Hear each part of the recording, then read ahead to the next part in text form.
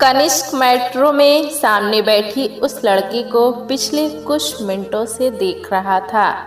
कभी पलकें झुकाता तो कभी उठाता। उस लड़की के चेहरे पर मास्क लगा हुआ था। आखिर लगा क्यों ना होता। लगभग सभी ने मास्क पहना हुआ था। कोरोना का डर अभी तक गया जो नहीं था।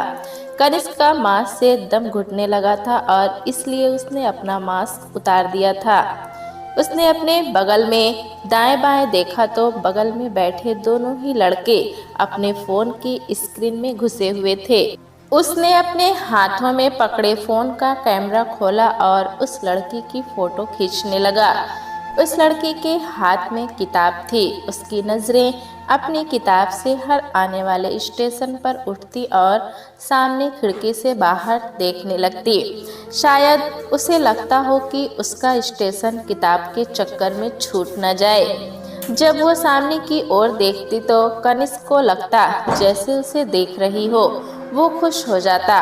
अचानक उस लड़की के सामने एक वृद्ध अंकल आकर खड़े हुए तो कनिष्क की ताका झांकी में खलल पड़ गया।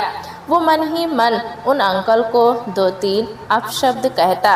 उससे पहले ही वो लड़की अपनी सीट से उठ गई और अंकल उसे थैंक यू कहते हुए उसकी सीट पर बैठ गए। कनिष्क को एक पल लगा कि उठकर उस लड़की को अपनी सीट दे दे, लेकिन वो सोच में पड़ गया कि उठे या नहीं। वो लड़की जब खड़ी हुई तो राजेंद्र प्लेस आ चुका था। जैसे ही अगला स्टेशन करोलबाग आने वाला था, कनिष्क के बगल की सीट पर बैठा लड़का उठ खड़ा हुआ और वो कनिष्क के बगल में आकर बैठ गई। कनिष्क के मन में तो जैसे प्रेम गीत गुनगुनाने लगे थे।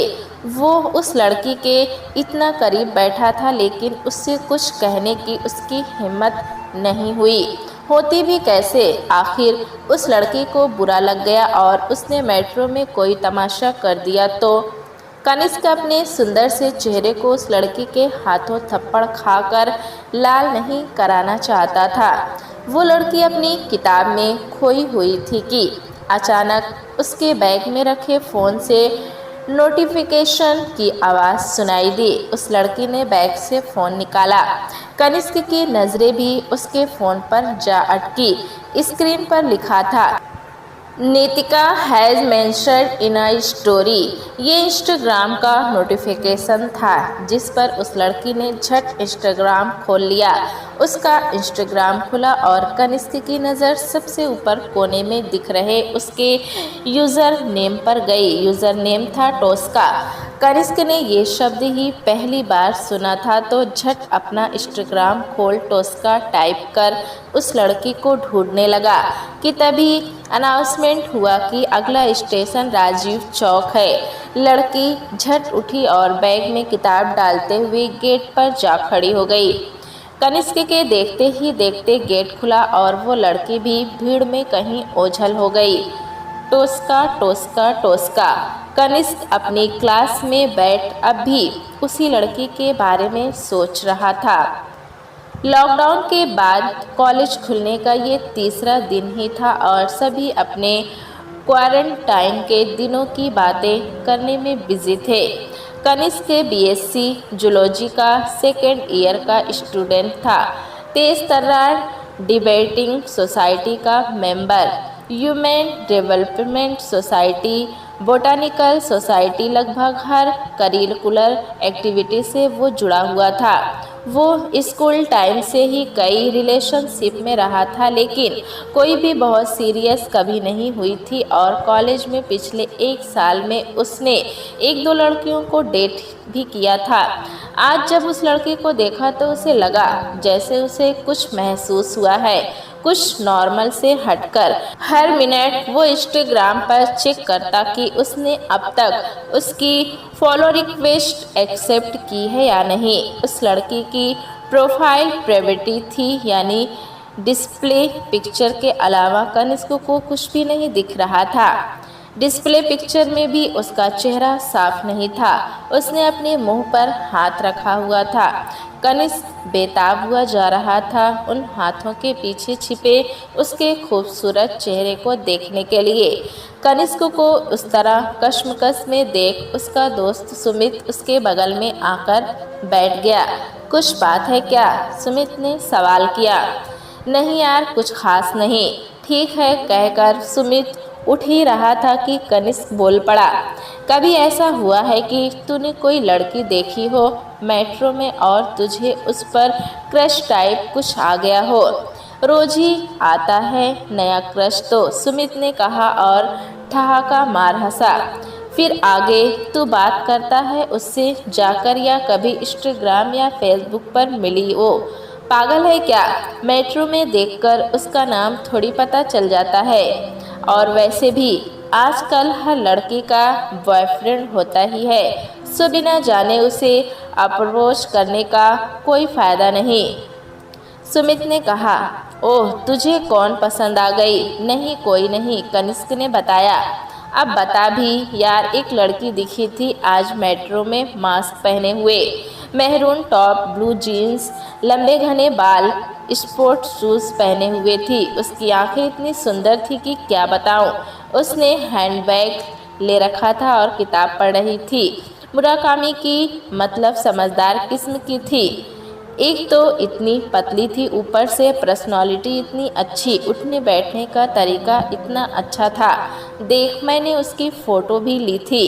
चेहरा नहीं दिख रहा लेकिन पर्सनालिटी देख यार, कहते हुए कनिष्क सुमित को उस लड़की की तस्वीर दिखाने लगा।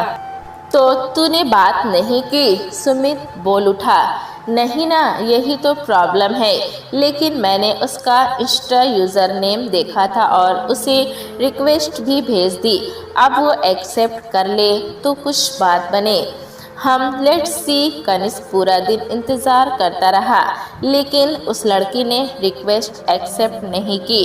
आखिर उसे खुद को रोका नहीं गया और उसने उसे मैसेज कर दिया। हाय, आई एम कनिष्क, मैंने तुम्हें मेट्रो में देखा था। आज तुम मेरे बगल में आकर बैठी भी थी।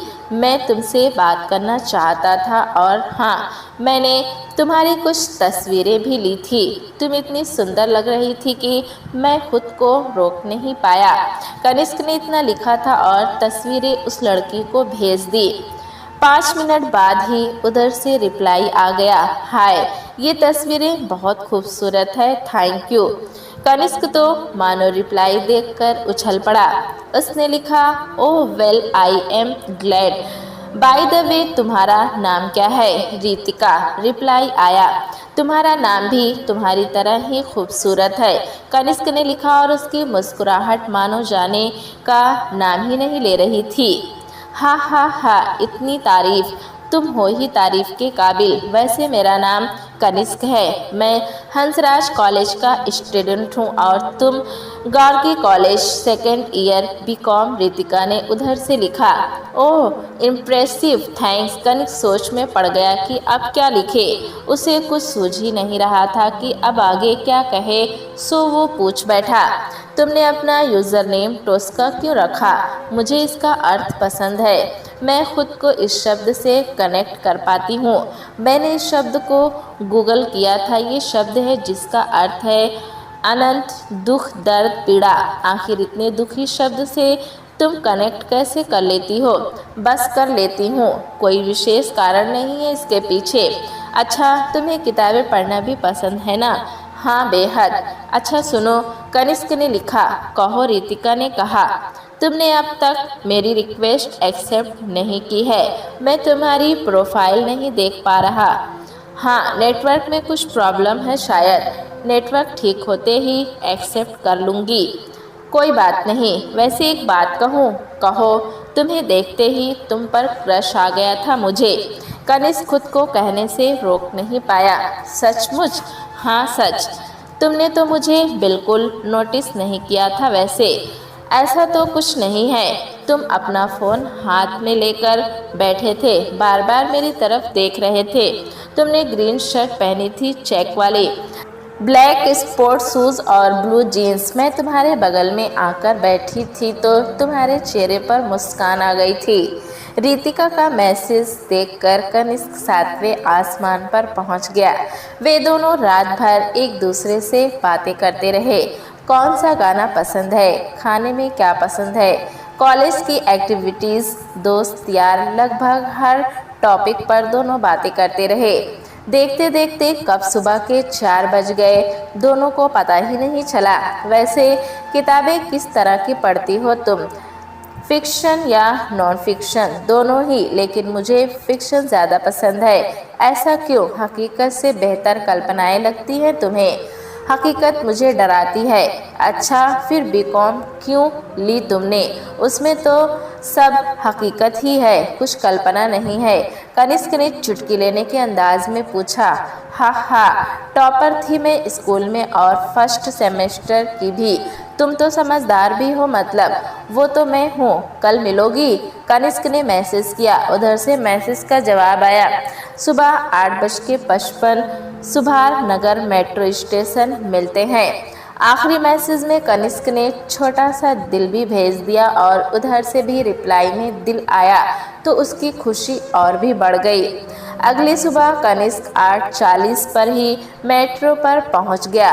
वो इंतजार में था कि कब रितिका आए और वो उसका चेहरा देखे, उससे हाथ मिलाए, बातें करे। उसने सुबह से अब तक रितिका को कोई मैसेज नहीं भेजा। उसे लगा कहीं वो ज़्यादा उत्सुकता दिखाएगा तो रितिका उसे डेस्परेट न समझने लगे। वो मेट्रो में नवादा से चढ़ा था और लगभग 5 मिनट में ही सुभाष नगर पहुंच गया था। वो सुभाष नगर मेट्रो स्टेशन के प्लेटफॉर्म पर रखी बेंच पर बैठ गया। उसकी नज़रें बार बार रितिका के इंतज़ार में दाईं ओर मुड़ रही थी। वो सोच रहा था कि रितिका से क्या कहेगा। हाय, कैसी हो? नहीं, ये नहीं। हाय, यू लुक ब्यूटीफुल। नहीं, ये तो बड़ा फ्लर्टी साउंड कर रहा है। हेलो, आज तो तुम कल से भी ज़्यादा सुंदर लग रही हो। हाँ, परफेक्ट। कनिष्क सब सोच ही रहा था कि एक लड़की उसके सामने आकर रुक गई। वो समझ गया कि ये रितिका ही है। आज उसने पीला टॉप पहना हुआ था, बाल खोले हुए थे और चेहरे पर अब भी मास्क था। रितिका की आंखें खुशी से चमचमाती हुई दिख रही थी। कनिष्क की आंखों में उससे मिलने की ललक साफ साफ झलक रही थी। हाय, रितिका ने कहा और हाथ आगे बढ़ाया। हेलो, कनिष्क ने कहते हुए हाथ मिलाया। वो कुछ और कह पाता उससे पहले ही रितिका ने अपना मास्क उतारना शुरू कर दिया। कनिष्क का चेहरा अचानक पीला पड़ गया। वो रितिका का चेहरा देखकर दंग रह गया। रितिका के होठों का आकार बिगड़ा हुआ था। वे कटे फटे हुए लग रहे थे। ऐसा लग रहा था मानो कोई हादसा हुआ हो उसके साथ। उसकी सारी खूबसूरती उसके होठों की बदसूरती से धरी की धरी रह गई। कनिष्क की आंखें फटी हुई थी, कुछ कहने के लिए जैसे उसकी जुबान पर ताले पड़ गए थे। रितिका शायद समझ चुकी थी कनिष्क के मन का हाल। उसने कहा, ओह, मैं अपने नोट्स घर भूल गई हूँ, आज सबमिट करने थे कॉलेज में। मैं तुमसे बाद में मिलती हूँ, तुम जाओ कॉलेज के लिए, लेट हो जाओगे वरना। रितिका ने बनावटी मुस्कुराहट के साथ कहा। कनिष्क ने ओके कहा और मेट्रो उसके सामने आकर रुकी ही थी कि वो उसमें चढ़ गया। पूरे रास्ते वो सोचता रहा कि अब क्या करे। अब उसे रितिका की खूबसूरती नजर नहीं आ रही थी, बल्कि उसके चेहरे का वो दाग बार बार उसकी आंखों के सामने आ रहा था। उसने फ़ोन चेक किया तो रितिका उसकी फॉलो रिक्वेस्ट एक्सेप्ट कर चुकी थी। उसने उसकी प्रोफाइल देखी तो एक बार फिर उसके होठों की जगह मास्क के लोथड़े को देख उसका मन खींच उठा। वो कॉलेज पहुंचा और अपनी कैंटीन में जाकर बैठ गया।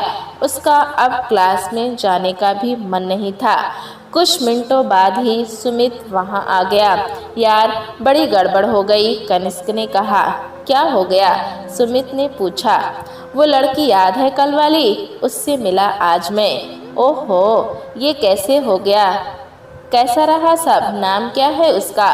नंबर लिया या नहीं? सुमित एक के बाद एक सवाल करने लगा। रितिका नाम है उसका और नंबर मांगता मैं आज, लेकिन यार उसका चेहरा ये देख कनिष्क ने फोन खोल रितिका की इंस्टा पर जितनी तस्वीरें थी सुमित को दिखाई। तस्वीरें देखकर सुमित का मुंह भी खुला का खुला रह गया। उसके मुंह से अनायास ही निकल पड़ा, भाई साहब ये क्या है? कैसे? क्यों? मतलब ये कैसे हुआ? यार मुझे क्या पता, मैं बस उसकी शक्ल नहीं देख पा रहा अब। मुझे कल ही उसकी शक्ल दिख जाती तो ऐसा नहीं होता ना। तो कल तूने शक्ल कैसे नहीं देखी? इंस्टाग्राम पर तो तुझे कल भी शक्ल दिखी गई होगी। उसने मुझे फंसाया है, कनिष्क बोल उठा। क्या मतलब? सुमित ने पूछा। पहले तो उसने मेरी रिक्वेस्ट एक्सेप्ट नहीं की ताकि मैं उसकी शक्ल न देख पाऊँ। फिर इतनी मीठी मीठी बातें की मुझसे, लेकिन ये नहीं बताया कि उसकी शक्ल ऐसी है। अब तो मुझे लग रहा है कल मेरे बगल में भी वो जानबूझकर ही बैठी होगी और अपना यूज़र नेम भी जानकर ही दिखाया होगा। आजकल की लड़कियां इतनी चालाक है ना कि क्या बताऊं। कनिष्क लगातार बोले ही जा रहा था कि उसके फ़ोन पर इंस्टाग्राम का नोटिफिकेशन आ गया। उसने फ़ोन खोला तो देखा रितिका का मैसेज था। हाय, मुझे तुम्हें देखकर लगा था तुम अलग हो, पर तुम भी सबकी तरह ही निकले। सॉरी, मुझे तुमसे बात करने से पहले अपनी शक्ल दिखा देनी चाहिए थी ताकि आज सुबह जो हुआ वो ना होता। मेरी शक्ल के आगे तुम मेरी सारी खूबियाँ भूल गए होगे, है ना? तुम पहले नहीं हो जिसने ऐसा किया है। मेरा चेहरा बचपन से ही ऐसा है और यकीन मानो मेरे लिए भी इसे देखना एक वक्त पर बहुत मुश्किल था, लेकिन अब नहीं है। तुम्हें मुझसे बात करने की या मुझे आगे जानने समझने की कोई ज़रूरत नहीं है। एक दिन में कौन सा तुम और मैं एक दूसरे को इतना जानते ही हैं जो किसी तरह की कोई मुश्किल होगी। चिल करो। कनिष्क और सुमित दोनों ने ही ये मैसेज पढ़ा।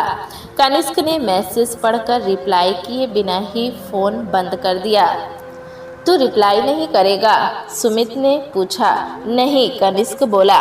पर क्यों नहीं? सुमित हैरान था। तूने देखा नहीं?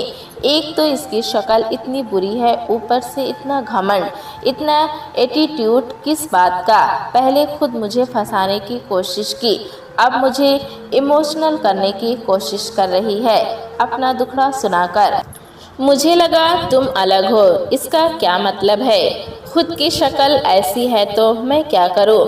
मुझे न इसे कोई बात करनी है और न इसको देखना है। पता नहीं कौन सी घड़ी में मुझे ये अच्छी लग गई।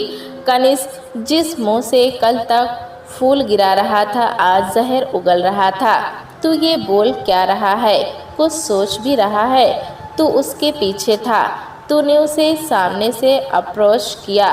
अब तू कह रहा है कि उसमें सेल्फ रिक्वेस्ट तक नहीं होनी चाहिए क्योंकि उसकी शक्ल बुरी है।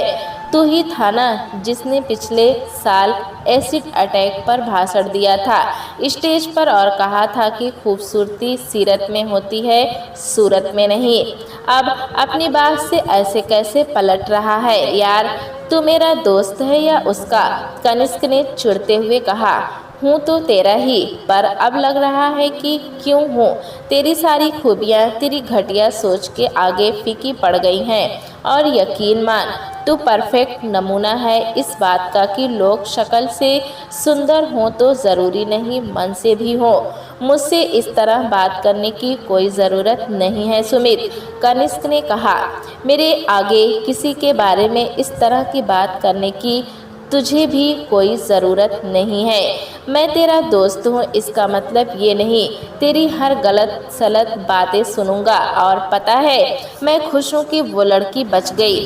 क्या कॉन्फिडेंस है उसमें? तुझ जैसे लड़के की गर्लफ्रेंड बनती तो आत्मग्लानि और इनसिक्योरिटी से भर जाती। सुमित अपनी बात कहकर चला गया और कनिष्क गुस्से से भर गया। उसने फ़ोन उठाया और इंस्टाग्राम से रितिका को ब्लॉक कर दिया। उस शाम कनिष्क न चाहते हुए भी बार बार रितिका के बारे में ही सोच रहा था।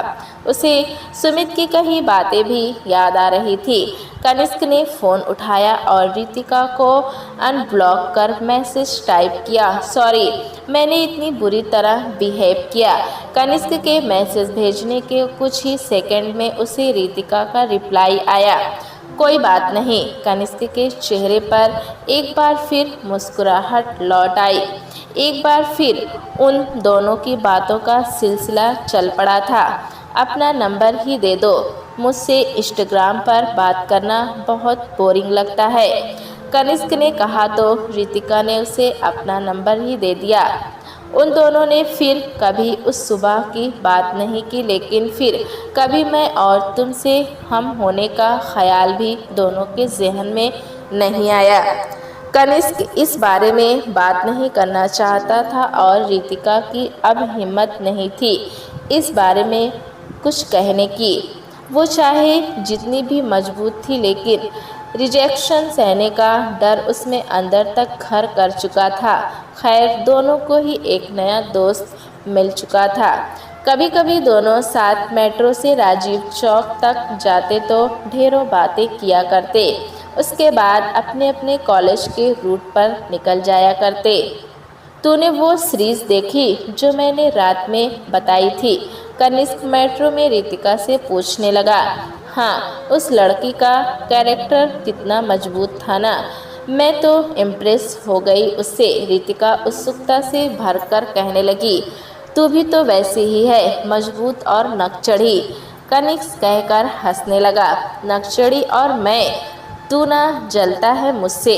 बस आया बड़ा। रितिका झूठ गुस्सा दिखाने लगी। तुझसे जलूंगा मैं? हा हा, रहने दे, सुबह सुबह हंसा मत। चल जाना, तंग मत कर मुझे अब। तुझे तंग नहीं करूँगा तो दिन कैसे कटेगा मेरा? कनिष्क ने कहा तो रितिका और वो दोनों ही हंस पड़े। मैं आज राइटिंग कंपटीशन में जा रही हूँ, जीत गई तो तेरी पार्टी पक्की। पिज्ज़ा से कम कुछ नहीं चलेगा, पहले ही बता रहा हूँ। हाँ भुक्कड़, खा लियो पिज्ज़ा। रितिका और कनिष्क की दोस्ती हर बीतते दिन के साथ गहरी होती जा रही थी। कनिष्क डिबेट कॉम्पिटिशन्स में जाता रहा, जिसके लिए उसे रिसर्च से हटकर भी सामग्री की ज़रूरत होती थी। रितिका क्रिएटिव राइटिंग करती थी, इसलिए वो कनिष्क के हर कंपटीशन या क्लास रिप्रेजेंटेशन से पहले उसके साथ बैठ उसकी मदद किया करती थी। कभी देर रात तो कभी अपनी क्लास छोड़कर उसके लिए लिखा करती थी। एक बार कनिष्क ने उससे कहा भी था, तू ना होती तो क्या होता मेरा? जिस पर रितिका ने जवाब दिया, तेरा सिर थोड़ा कम दर्द होता। दोनों एक दूसरे के जीवन में अपनी अपनी जगह बना चुके थे। रितिका कनिष्क के मैसेज का इंतज़ार किया करती तो कनिष्क उससे बात किए बिना खुद को अधूरा समझने लगता। रितिका और कनिष्क एक दूसरे के आदी हो जा रहे थे और इस बीच न उन्हें किसी साथी की ज़रूरत महसूस होती और न किसी के साथ रिलेशनशिप में आने की। दोनों ही कभी सीरियस रिलेशनशिप में नहीं रहे थे। एक दूसरे के बारे में कुछ महसूस करते भी थे तो अब कहने का मन नहीं था। मन में डर था कि कहीं ये दोस्ती खराब ना हो जाए। दोनों लड़ते भी बहुत थे, लेकिन जब दोनों में से कोई एक मनाने आता तो दूसरा बचकाने अंदाज में शिकायत करने लगता और दोनों लड़ाई का मसला क्या था वो ही भूल जाते। एक बार कनिष्क ने मजाक में रितिका को बिजी होने के चलते मैसेज नहीं किया और रितिका ने भी मैसेज करने के बजाय उसके पहले मैसेज करने का इंतज़ार किया।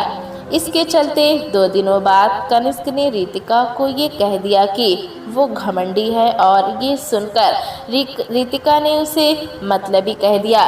दोनों ने एक दूसरे से पूरा हफ्ता बात नहीं की। होली आ चुकी थी। होली के दिन कनिष्क ने रितिका को मैसेज किया, हैप्पी होली। अब तू तो कहेगी नहीं, तो मैंने सोचा मैं ही गुस्सा थोड़ा किनारे कर मैसेज कर दूं। फालतू में गुस्सा करेगा तो गुस्सा किनारे भी तो खुद ही को करना पड़ेगा ना। रितिका ने रिप्लाई किया, तुझसे तो प्यार करता हूँ मैं, गुस्सा नहीं कर सकता क्या? हाँ तो मैं गुस्सा नहीं कर सकती तुझ पर, रितिका ने लिखा। क्यों, तुझे भी मुझसे प्यार है क्या? और क्या, कितना? तुझसे तो ज़्यादा ही। रहने दे, तुझे मेरी याद नहीं आई? थोड़ी सी तो आई थी, रितिका ने लिखा और हंसने वाली इमोजी भेज दी। रिप्लाई में कनिष्क ने भी हंसने वाली इमोजी भेज दी। बात प्यार शब्द तक आई ज़रूर थी, पर वो दोस्ती के लिए थी या उसके ज़्यादा के लिए, ये एक दूसरे से पूछना मुश्किल था दोनों के लिए। दोनों के थर्ड ईयर के आखिरी 3 महीने बचे थे। एंट्रेंस की तैयारियां और कॉलेज के प्रोजेक्ट्स में ही दोनों का वक्त बीत रहा था। कनिष्क के कॉलेज से ट्रिप जा रही थी शिमला। कनिष्क हर साल ट्रिप पर जाता ही था। पहले जब भी गया था तो आकर सारी फ़ोटो रितिका को दिखाई थी। रितिका के कॉलेज से भी ट्रिप जाने वाली थी, लेकिन उदयपुर। कनिष्क ने रितिका से पूछा, क्या वो उसके साथ ट्रिप पर चलेगी?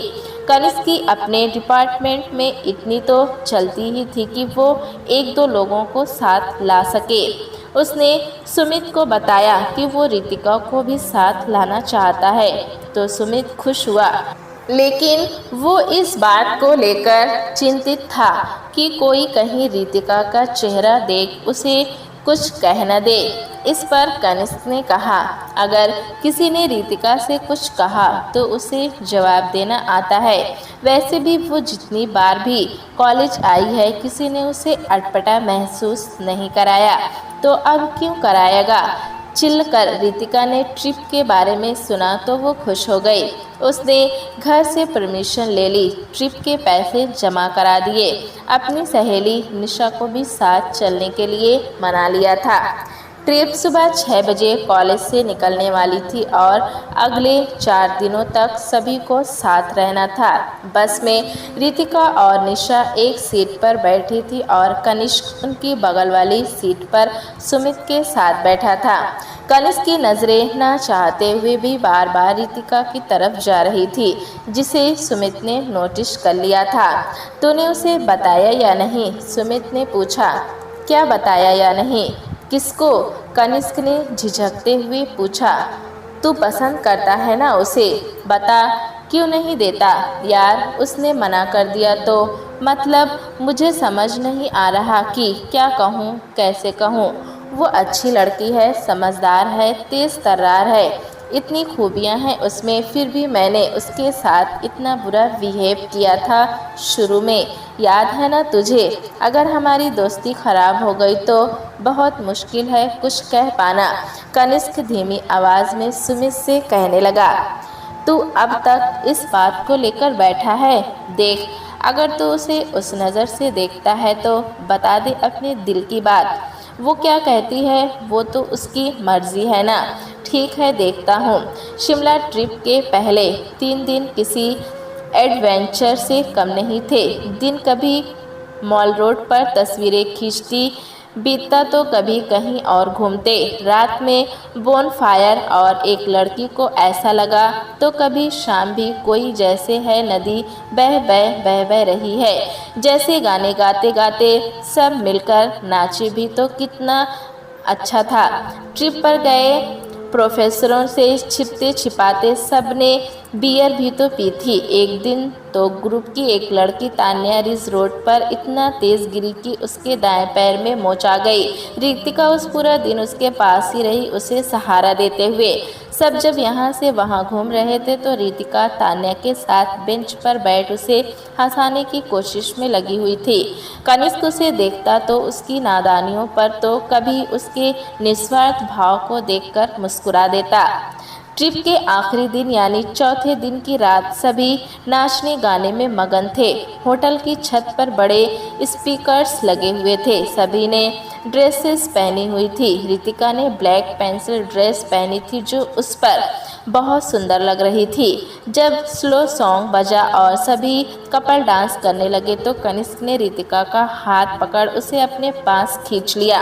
उसका एक हाथ रितिका के हाथों में था तो दूसरा उसकी कमर पर। उन दोनों की आंखें एक दूसरे की आंखों में समाई हुई थी। कनिष्क और रितिका छत के कोने में थे।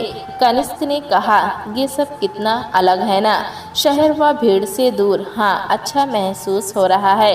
काश कि वक्त यहीं थम जाए और हम वापस ही न जाएं। रितिका, कनिष्क ने गहरी आवाज में कहा।